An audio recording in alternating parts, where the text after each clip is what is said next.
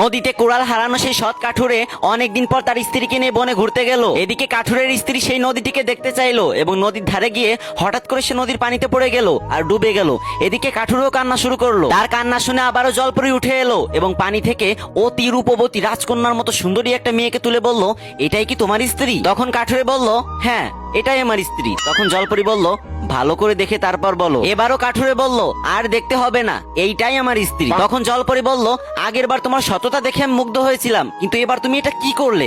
রূপবতী মেয়ে দেখে নিজের স্ত্রীকেই ভুলে গেলে। তখন কাঠুরে বলল, আমি বাধ্য হয়ে বলেছি এইটাই আমার স্ত্রী। যদি না বলতাম তাহলে আপনি এর থেকে একটু কম সুন্দর একটা মেয়েকে তুলতেন, আর আমি যদি বলতাম এই মেয়েও আমার স্ত্রী না, তাহলে সবশেষে আপনি আমার বউকে তুলতেন আর আগের বারের মতো তিনজনকে আমার কাঁধে চাপিয়ে দিতেন।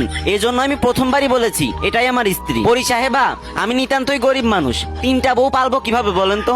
একটা বউকেই সামলাইতে পারি না, সবসময় শুধু মারতে আসে। সেখানে তিনটা বউ হলে তো আমাকে কচু গাছের সাথে গলায় দড়ি দিয়ে মরতে হবে। এই কথা শুনে এবারও জলপরি কাঠুরের সততায় মুগ্ধ হলো এবং কাঠুরকে বলল, আই লাভ ইউ, আমি আপনাকে বিয়ে করতে চাই। ভাই, আপনি যে মন খুলে হাসতেছেন, এই ভিডিওটা বানাইতে আমার প্রচুর পরিশ্রম হয়েছে। যদি হাতে কয়েক সেকেন্ড সময় থাকে তাহলে এই ভিডিওটাতে কয়েকবার কপি লিংক করে একটা কমেন্ট করে যান। কথা দিচ্ছি এরপর থেকে আরো ভালো ভালো ভিডিও আপনাদের মাঝে নিয়ে আসবো ইনশাআল্লাহ।